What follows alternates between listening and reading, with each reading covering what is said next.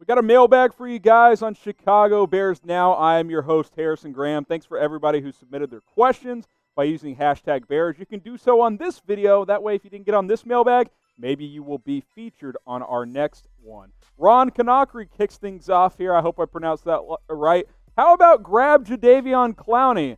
How about, that would be fun as hell, right? Like, you put him on this Bears defense that is already loaded. That would be pretty special for the Chicago Bears. Now, last year, played through some injuries, didn't have the sack numbers that you're looking for, but still a really good player. He's a complete defensive end and can play some outside linebacker as well. Imagine this Bear front in a 3-4 scheme that the Bears run, where Khalil Mack and Quinn are coming off the edge.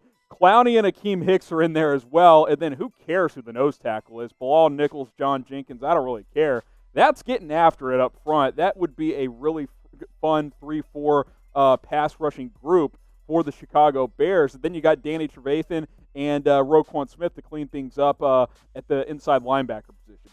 That would be pretty effective. I don't think the Bears need Clowney by any means, Ron, but hey, he's got to make a decision at some point, right? Like, he's got to sign with the team pretty soon if he wants to make a decent amount of money this year. So should the Bears try to sign Jadeveon Clowney? Type Y for yes, N for no. I'm down to try. I don't think they can give him more than about $12 million or so, but hey, give him a call, see if he wants to work out. He still wants $17-18 million, but at this point, I don't really think he's going to get that. Next up is Lewis saying, sign Josh Gordon. A lot of free agency questions today, especially at receiver. We'll get to a couple more in a minute. Okay, you could talk me into it. They could use another outside receiver. Ted Ginn Jr. is 35, so I don't really know if he's the answer at this point, but is Josh Gordon the answer? Like, he could get suspended at any time, and he hasn't been, I don't believe he's been reinstated yet by the NFL. He is not. So you still got to wait on that. Kickoff's in just over 3 weeks, so you got to factor that in as well. Allen Robinson, Anthony Miller in the slot. You feel good about those two spots. Probably some sort of a rotation with Ted Ginn, Javon Wims, Riley Ridley, Darnell Mooney. Maybe Cordell Patterson gets in the mix at receiver as well, as he's now starting to play some running back. I think you've got enough there, but hey, if you want to bring in Josh Gordon for the minimum, hope he gets activated by the NFL, I got no problem with that. What I also don't have a problem with is this Bears t-shirt. Go get it right now. Bears Against the World, chatsports.com/BearsWorld. It's less than $25. The national media has been dumping on this team all offseason long. I think it's going to be a playoff team. You got to have this attitude. It's your team against everybody else. Get back into the playoffs. Get this shirt. Represent the Bears. I'll put that link in the comments and in the description. Next up here is Kid Capone. Sign Antonio Brown. He will cost nothing. He also is going to be suspended at least half the season, right? Like, we got to put things into perspective here, guys. I would probably rather have Josh Gordon, assuming he does get activated, because he doesn't have ongoing legal issues. AB's an incredible talent. He's probably he still might get into the Hall of Fame, even if he never plays again. That's how good of a player he's been in his career. He probably won't get in because you know how these voters go. It's very much about the individual as well, and he has certainly done himself no favors, but this is a guy that was at least on a Hall of Fame trajectory, and then he lost his mind. Like, I don't really know what else to say about it, guys. Like, you compare these two side by side.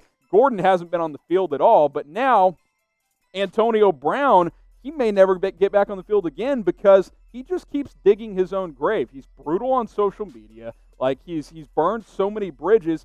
And, guys, teams don't want to sign a player with an 8-game suspension. I'm not saying he's never going to get another chance, but it doesn't appear it's going to be imminent, right? Like, someone would have signed this guy by now.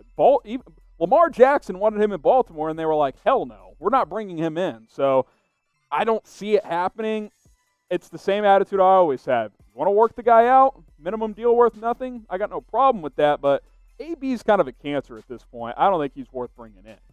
So pick a receiver to sign. Type AB for Antonio Brown. Type JG for Josh Gordon. What do you guys think? AB, JG. If you had to pick one, go ahead and cast your votes in the comment section. And while you're doing that, why not give us a sub here on Chicago Bears Now? It's free of charge. We're not going to charge you that $12 a month that a lot of outlets do on the internet these days. We're free. We put up videos almost every single day, and we feel like we have the best Chicago Bears coverage on the internet. Hit that big red button. Subscribe today. Share that link with a friend. It's youtube.com/BearsNow. Next up here is Bandit Blue saying, sign Dez and switch him to tight end. How about no? Because A, he's not a tight end, and B, he's not big enough to be a tight end, and C, he hasn't played in 3 years. He worked out with the Ravens a couple of days ago. No signing appears imminent there. I just don't see it happening. If Baltimore, who desperately needs a receiver, is like, we're good, are the Bears going to go get him? And this whole idea of, I think you guys are obsessed, and I'm not pointing you guys out individually. There's sports fans in general come up with these positional change ideas in their brain. They're like, oh, receivers, they're slow now. They can play tight end. It doesn't really work that way. He's 220 pounds. He's not a tight end. Could he be a big slot? Maybe, but he also hasn't played in 3 years. Look at the past 5 seasons. Hadn't played since 2017. Hasn't been an elite player since 2014. That's so long ago, we don't have a graphic that goes back that far, guys. It's been that long since Dez Bryant has been an elite level player. He was awesome in Dallas. Great player.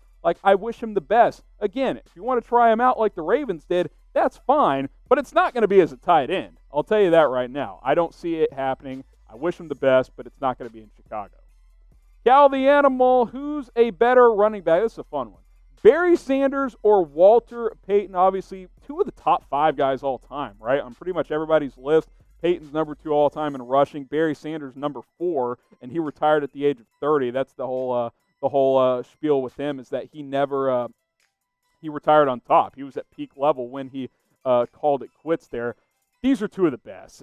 I know you guys are probably going to say Walter Payton. You could go either way. I'd probably give the slight edge to Payton because I think longevity does matter, and I think you could argue that is a tiebreaker there, but it's more of Sanders' own doing. It's not like he called it quits because he had to. He was just like, I want to be able to walk when I'm 50 years old, so I'm going to retire at 30, and the Lions suck, so I'm going to walk away. That's basically what happened. So I don't know why I put WG, but type W, type B for Walter Payton, Barry Sanders. It doesn't matter. Just type WP, WG. It's all the same. We'll know. I expect to see a lot of W's for Walter Payton in the comment section from you Bears fans. These are 2 of the greatest of all time, especially when you look at the all-time leading rushers list. Emmitt Smith, that record's never being broken. Walter Payton, number 2. Frank Gore, I say Emmitt Smith's record's never going to be broken. He's going to be on his 30th team in 40 years in about 2046, so maybe he will be able to break that record.